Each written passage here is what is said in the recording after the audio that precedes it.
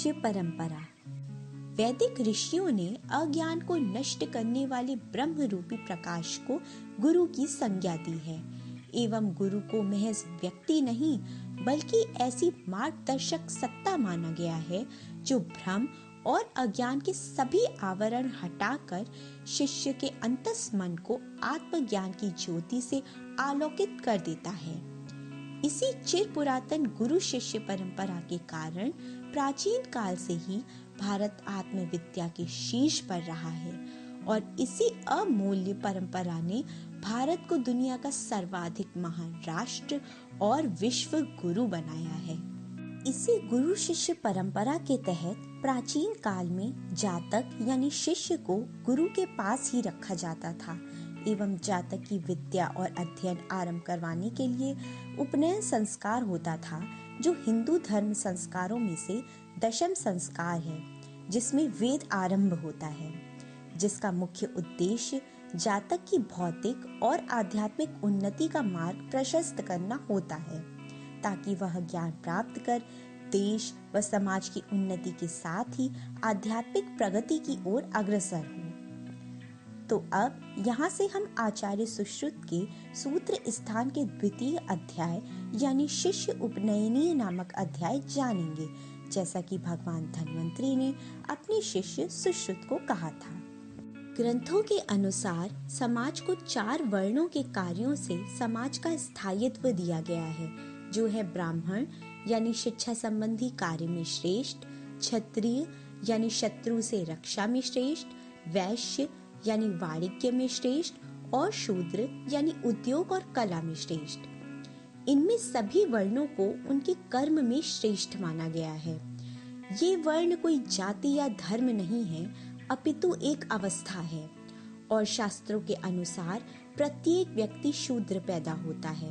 और प्रयत्न एवं विकास से अन्य वर्ण अवस्था में पहुंचता है।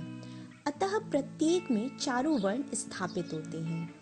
इस व्यवस्था को वर्ण आश्रम धर्म कहते हैं, जिसके तहत भिन्न भिन्न वर्णों के लिए भिन्न समय अनुसार आयुर्वेद शास्त्र एवं शिक्षा ग्रहण करने से पूर्व उपनयन संस्कार कराने का विधान बताते हुए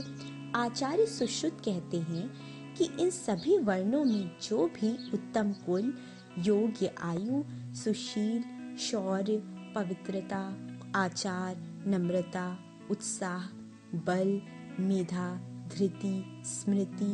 मति और प्रतिपत्ति आदि गुणों से युक्त हो एवं जिसकी जीवा, ओष्ठ और दांतों के आगे का भाग पतला हो एवं मुख, आंख और नासिका ये सीधी हो, जिसका मन, वाणी और चेष्टाएं उत्तम हो, जो क्लेश सहन करने की शक्ति रखता हो, इन सभी गुणों से युक्त शिष्य को ही गुरु वेद शास्त्र पढ़ाए और यदि इसके विपरीत गुण वाला शिष्य हो उसे ना पढ़ाए। उपनयन करने की विधि को बताते हुए आचार्य कहते हैं कि ब्राह्मण शुभ दिन, तिथि, करण, मुहूर्त, नक्षत्र, शुभ दिशा निकाल लेने पश्चात जिस स्थान पर संस्कार होना है वहाँ 4 हाथ लंबा और चौड़ा चौकोर स्थंडिल बनाकर उसे गोबर से लेपकर उस पर दर्भ बिछाकर पुष्प, धान की लाजा और रत्नों से देवता, ब्राह्मण और वैद्यों की पूजा करें। इसके बाद उस स्थंडिल पर ऊर्ध्वमुखी लकीरें खींचकर वहां जल छिड़क के दक्षिण दिशा यानी साउथ डायरेक्शन में ब्रह्मा की स्थापना करें और पास में अग्नि प्रज्वलित कर दें। फिर कुछ हवन में उपयोग होने वाली लकड़ियों जैसे खदिर, पलाश, देवदार, बिल्व या चीरी वृक्षों जैसे वट, गूलर, पीपल और महुए की लकड़ियों को दही, शहद और घृत से लिप्त करके इनकी दारवी से गुरुजन ओमकार पूर्वक प्रत्येक देवताओं एवं मंत्रों का उच्चारण करते हुए घृत की आहुति दे और शिष्य को भी इसी तरह आहुति दिलवाए। इस तरह से ब्राह्मण तीनों वर्णों के व्यक्ति का उपनयन कर उसे शिष्य बना सकता है, वहीं क्षत्रिय किन्हीं 2 वर्णों के और वैश्य केवल वैश्य का ही उपनयन कर सकता है। वहीं कुलशील गुणों से संपन्न शूद्र को भी वैदिक मंत्र वर्जन करा के उपनयन संस्कार के बिना ही आयुर्वेद का अध्यापन कराया जा सकता है, ऐसा कई आचार्य मानते हैं। वैदिक परंपरा अनुसार इस उपनयन संस्कार विधि के पश्चात शिष्य को गुरु के सानिध्य में रहकर एवं सभी व्रतों का पालन करते हुए और हुताग्नि की 3 बार प्रदक्षिणा करके अग्नि साक्षी होकर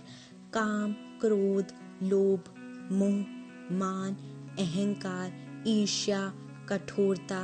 चुगलखोरी, असत्य, आलस्य आदि बुरे कर्मों को छोड़कर नख केश काटकर पवित्र होकर कषाय वस्त्र धारण करके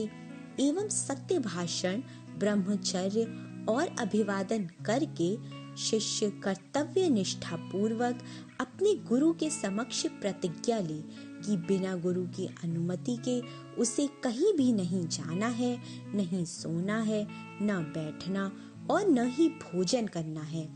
एवं अध्ययन में तत्पर रहते हुए हितकारक कार्य करते रहना है,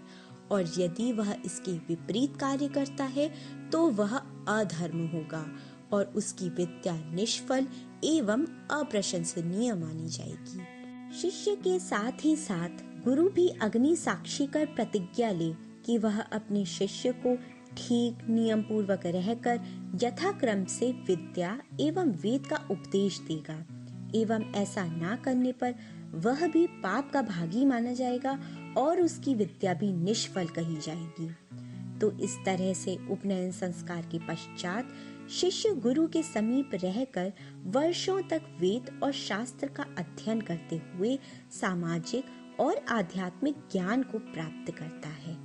इसके पश्चात कैसे मनुष्य की चिकित्सा किस तरह से करनी है, इसको बताते हुए आचार्य सुश्रुत कहते हैं कि जो भी ब्राह्मण, गुरु, दरिद्र, मित्र, सन्यासी नम्रता पूर्वक आया हो, साधु, अनाथ एवं अभ्यागत, इन सभी की चिकित्सा अपने भाई बंधु की तरह अपनी औषधियों से ही करनी चाहिए। परंतु जो शिकारी, व्याध, शाकुनिक, पतित और पापी हो, उनकी चिकित्सा करनी ही नहीं चाहिए। इस नियम के पालन से विद्या तो प्रकाशित होती ही है, साथ ही साथ मित्र, यश, धर्म, अर्थ, काम आदि की प्राप्ति भी होती है। पाठ के अंत में किस किस दिन अध्ययन नहीं करना है, उसको बताते हुए आचार्य ने कृष्ण और शुक्ल दोनों पक्षों की अष्टमी, चतुर्दशी, अमावस को, सूर्योदय और सूर्यास्त के समय, बिना वर्षा ऋतु के बिजली चमकने या मेघ गर्जन के समय, आपातकाल में, शमशान में, यात्रा काल में, युद्ध के समय, महोत्सव और उत्पात के दिनों में, ब्राह्मण जिस दिन अवकाश रखते हों और अपवित्र अवस्था में शिष्य को अध्ययन नहीं करना चाहिए, ऐसा माना है। तो इस तरह से यहाँ तक हमने सुश्रुत सूत्र स्थान द्वितीय अध्याय यानी शिष्य उपनयनीय अध्याय पढ़ा, जिसमें हमने गुरु शिष्य परंपरा के महत्व को जाना, वर्ण आश्रम धर्म व्यवस्था को समझते हुए सभी वर्णों के उपनयन संस्कार की विधि समझी, गुरु का शिष्य के प्रति और शिष्य का गुरु के प्रति जो कर्तव्य है वह जाना, चिकित्सा करने योग्य मनुष्य जाने और अध्ययन करने हेतु उचित समय और काल भी जाना,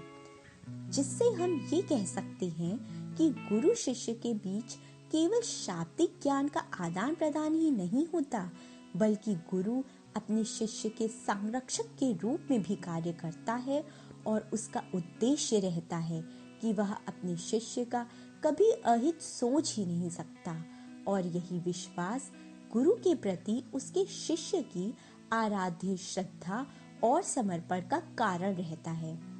साक्षात श्रीमद् भगवद गीता में भी भगवान श्री कृष्ण ने गुरु शिष्य परंपरा को परंपरा प्राप्तम योग बताया है, क्योंकि इस गुरु शिष्य परंपरा का आधार सांसारिक ज्ञान से तो शुरू होता है, पर इसका चरम उत्कर्ष आध्यात्मिक शाश्वत आनंद की प्राप्ति है, जिसे ईश्वर प्राप्ति या कहीं मोक्ष की प्राप्ति करना है।